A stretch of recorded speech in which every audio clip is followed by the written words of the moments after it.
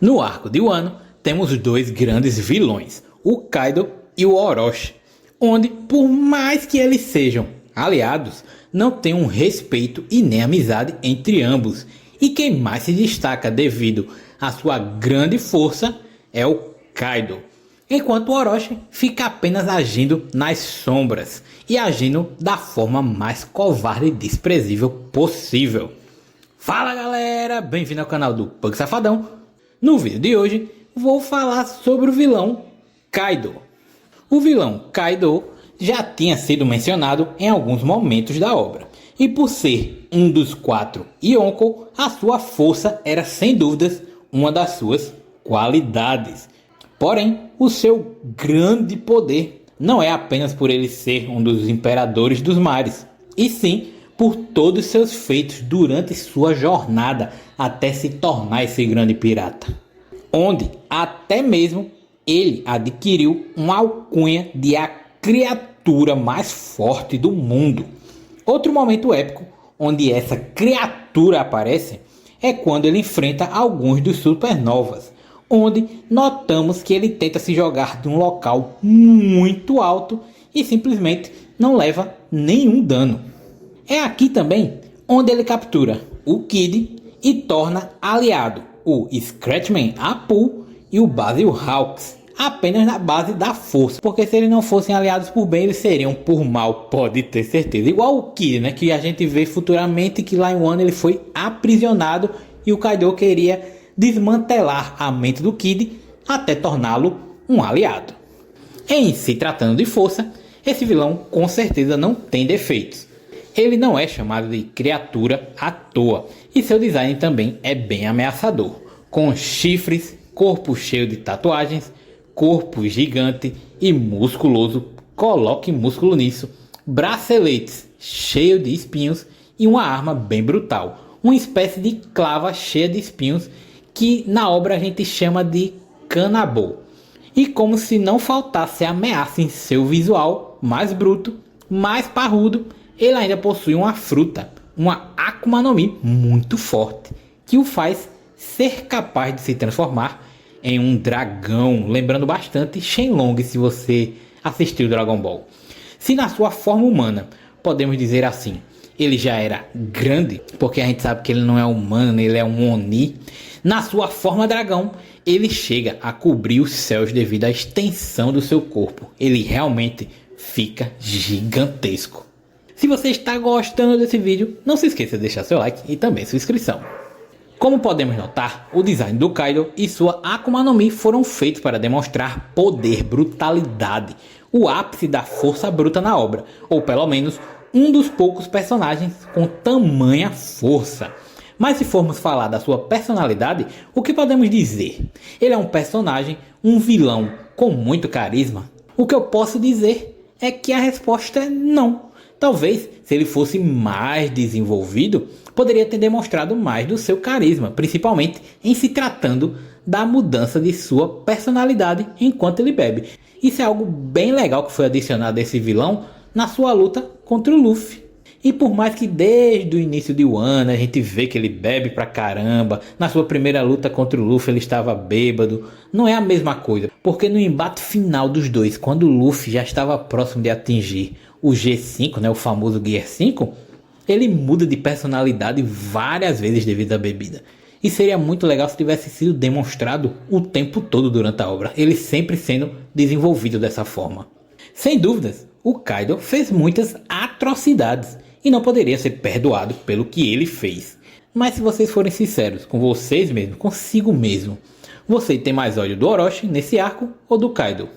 Preciso nem dizer a resposta, né? Porque eu acho que a resposta em 100% das pessoas que chegaram a ler ou assistir todo o arco de Wano é que é o Orochi. O Orochi é o vilão mais odiado nessa parte da história. E por mais odioso que seja, seu carisma está sendo sempre mostrado a gente. O tempo todo a gente vê alguma fala dele, alguma coisa que ele faz de horrível. E por isso ficamos tão impactados com esse personagem e o achamos tão nojento, tão asqueroso, tão chato. Ou seja, o Oda conseguiu nos atingir com um ótimo vilão. Nem mesmo o passado do Orochi, onde só por ele ser da família Kurozumi era maltratado, a gente via que ele sofria. Nem isso nos deixa com empatia suficiente para desgostar menos desse personagem. O design do Orochi também é feito para que a gente não goste dele. Diferente do Kaido, que tem um traço, um visual bem legal e imponente. De fato, o destaque do arco de Wano em relação à vilania tem que ser dado ao Orochi. E por mais que o Kaido é o vilão final, podemos dizer assim, quem fez o que fez com o povo de Wano, quem trouxe riquezas apenas para o seu reino e deixou as outras partes vivendo em pobreza extrema, foi ele. O Kaido era apenas a força que permitia com que ninguém se opusesse ao seu reinado, à sua tirania. Óbvio que o Kaido também tem parcela em tudo que aconteceu ao povo de Wano, mas basicamente ele estava agindo conforme ele queria no seu sistema ali de Akuma no Mi falsas, né? As famosas Smile, que tinha toda aquela organização do Caesar Claw com o do Flamingo, aí ia pra ele, ou seja, tinha toda aquela máfia das Akuma no Mi falsas.